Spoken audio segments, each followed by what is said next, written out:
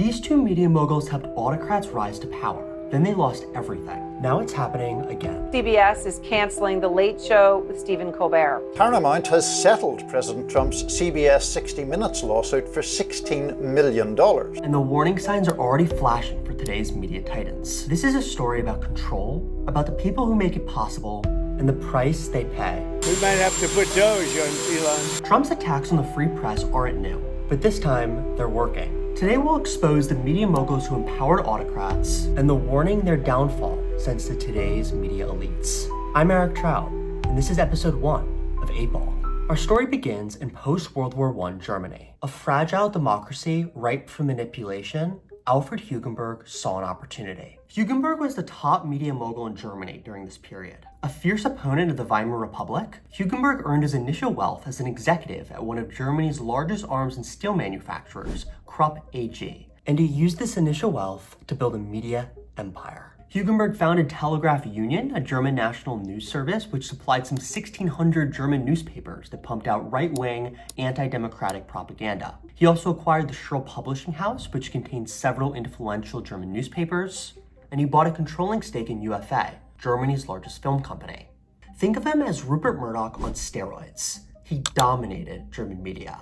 Hugenberg's media empire allowed him to share anti-democratic and anti-Semitic rhetoric at scale, and also allowed him to implement a media strategy that he called politics of catastrophe. The idea of manufacturing crisis through sensationalized stories, with the ultimate goal of getting people to conclude that democracy was hopeless in maintaining a well-functioning society. His media strategy not only worked, helping him become chairman of the German National People's Party in 1928, but also led Adolf Hitler, a fellow anti-Semite and democratic subverter, into his political orbit. While Hugenberg thought he could outsmart and out-tough Hitler, Hitler's rise in German politics was undeniable. And therefore, Hugenberg saw the opportunity to make a deal. Hugenberg used his political power to help elevate Hitler to chancellor.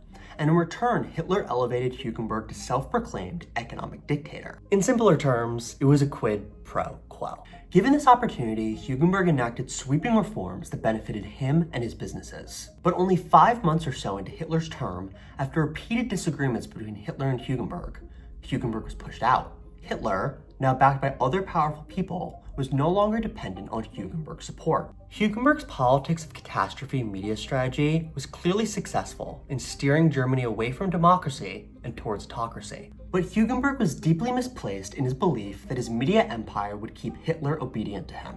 That same year, in 1933, Hugenberg lost control of Telegraph Union after it was folded into the Nazis' wider propaganda arm. And by 1943, Hugenberg was forced to sell the rest of his media assets to the Nazis.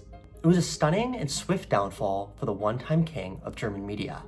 And it also made his admission to the mayor of Leipzig only hours after helping to appoint Hitler to chancellor even more eerie and pertinent. Hugenberg exclaimed, "I've just committed the greatest stupidity of my life. I've allied myself with the greatest demagogue in the history of the world." But this isn't just a story from a century ago. The last generation of Hungarian politics has been defined by authoritarian Prime Minister Viktor Orban. But few know about the Hungarian business and media tycoon, Lajos Simicska, who powered Orban's rise to and control of Hungarian politics. Friends originally from high school, Orban and Simicska went on to serve in the army and attend the same university together, where Orban, along with some other classmates, founded the Fidesz political party. As Fidesz grew as a party in the 1990s, it was clear that the party's lack of economic resources, in comparison to the ruling party, the Hungarian Socialists, was going to make their path to political power incredibly difficult. But this didn't mean that there weren't opportunities to make that political climb easier. Given Hungary was only a few years removed from communist rule, the country's political identity was still taking shape. In stepped Orban's old buddy, Lajos Simicska.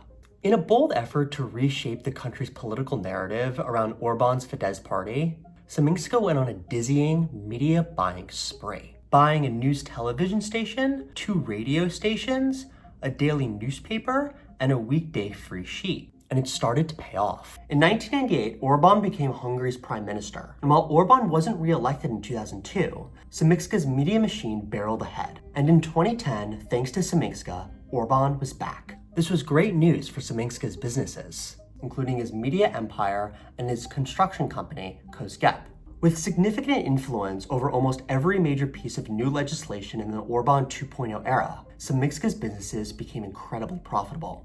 In 2013 alone, Simicska's construction company, Kozgep, was awarded approximately $363 million worth of government contracts, and revenue for Simicska's media properties, with the help of government-run advertising, doubled between 2012 and 2014. However, 2014 was also the year that Orban and Simicska's relationship began to fall apart.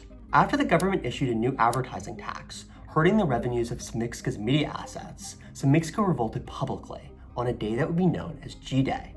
In the years following, due to Orban's new government provisions, Simicska's media properties and business interests suffered immensely. And after Fidesz's landslide election win in 2018,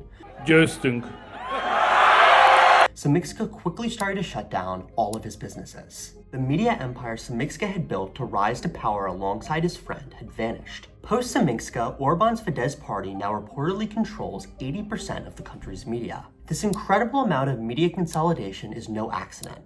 It's allowed Orban to crack down on dissent and win 4 consecutive elections. Now, like Hugenburg, Simicska can only look back with regret. What is my responsibility? That I participated in building the mafia state, that I supported it and helped it and didn't recognize it in time. That brings us to today, to this fragile and frankly terrifying moment in American history, where we are again seeing the titans of media power enable an autocratic regime to significantly weaken the power of the Fourth Estate and enact reforms without checks and balances, all for their short-term economic and political power. For autocrats, from Hitler to Orban to Trump, loyalty is nothing more than a tool to be bought and sold.